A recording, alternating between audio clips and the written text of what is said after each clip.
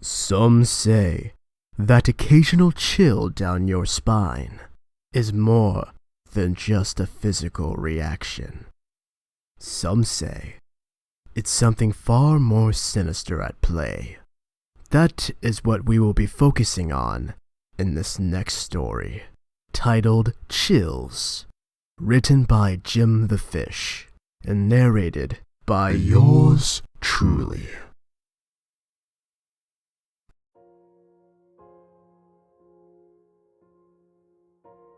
Have you ever heard the old wives' tale about how every time you feel a chill go down your spine, it means someone just stepped on the spot where you would be buried?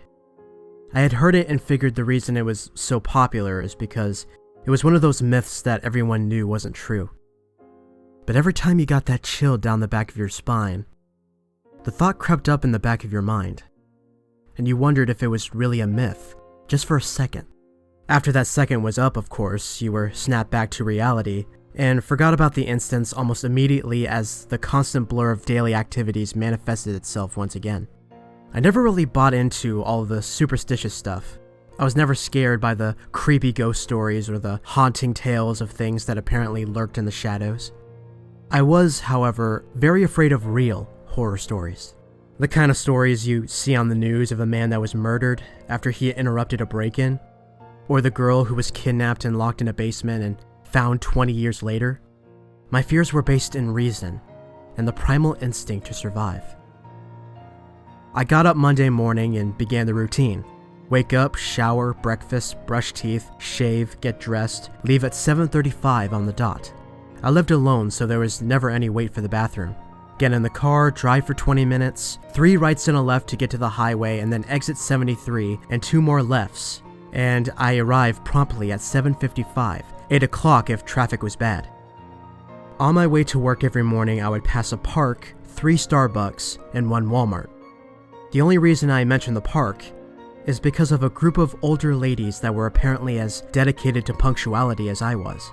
Because every morning as I drove past the park, they were always rounding the third corner of a 5-mile-long walking trail that dipped into the woods for about a mile. The old ladies and I always exchanged a wave, and it had become a kind of tradition for me. 7:43, wave to old ladies. I got to work at 8 o'clock this particular morning because of a wreck that was blocking traffic. After I sat down on my desk, I got that unmistakable chill we discussed earlier, and after readjusting myself in my chair, thought nothing of it. After a full day of work, I usually go home at 5. However, to my chagrin, many nights I would be forced to leave later due to working late on the massive amounts of paperwork that had been piled on my desk. Leaving later meant I was not ever in control of the exact time I left work, because it was dictated by whether I was finished or not. And not being in control was one thing I was not fond of. Every morning now at 8:15, I got the chill like clockwork. It was like there was a new part of my daily routine that had been inserted against my will. One night I left the office extremely late, clocking out at around 11:57, and began the late night commute home. As I rounded the corner of the park, I saw something that I had not ever previously seen because I had never left this late before. The old ladies were rounding the corner opposite the woods again, and I assumed that they did another walk around the woods again late at night to double their daily exercise.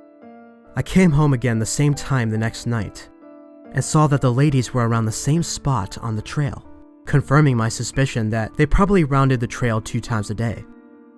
Both nights after I got home, I got the chill laying in bed, about to go to sleep. Both times around 12:45. The next day, something happened that changed the routine. The ladies weren't there to wave to me that morning. That was normal though. Not everyone was as dedicated to schedule and repetition as I was, and any number of things could have happened to cause them to push back their walk time or cancel it completely. Weeks went by and I still hadn't seen the ladies, but I had other things on my mind.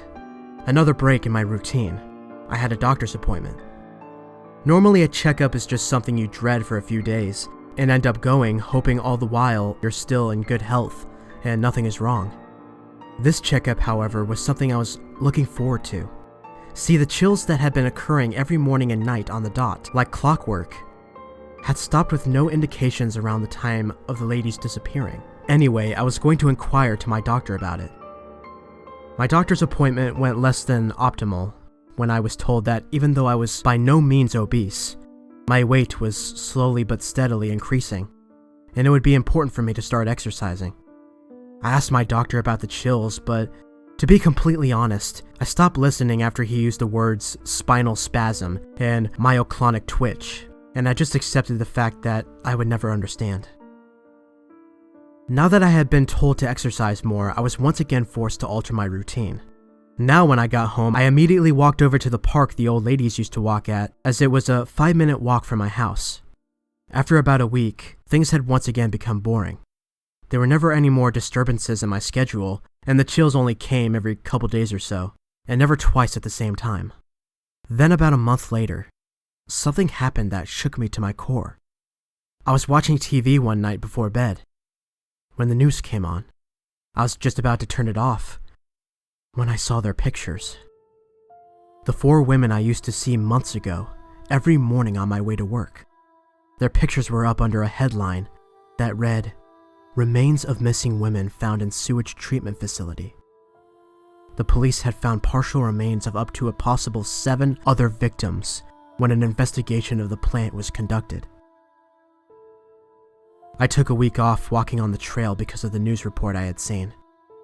But ultimately, it was the best option for me to get quick exercise, and I was forced to go back. When I went by, I noticed that at the beginning of the trail was a small memorial sign for the deceased victims, and I thought that was nice. I began walking when I noticed someone walking behind me. It was unusual because usually no one came walking this late at night. I entered the part of the trail that was in the forest, and the man was still behind me. As I walked over the drainage pipe, I was disgusted by the fact that I had walked over the place where these women and several others were buried so many times without even knowing. I continued walking and looking over my shoulder at the man behind me. As he stepped up to the spot where the drainage pipe was buried, he stopped and stood there. I heard a laugh coming from where he stood, and he pulled something out of his pocket. As soon as his foot hit the pavement where the drainage pipe was buried, a chill shot down my spine, and I finally understood.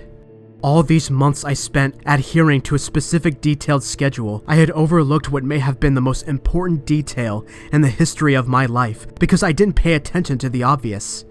Every morning about the time the ladies would have walked over the drainage pipe, I got a chill. I wanted to run, but now I knew that there was no avoiding what was going to happen. The man that had been behind me the whole time picked up his pace, and I knew what was coming. I only wonder how many other people had been feeling chills late at night when I would go for a walk.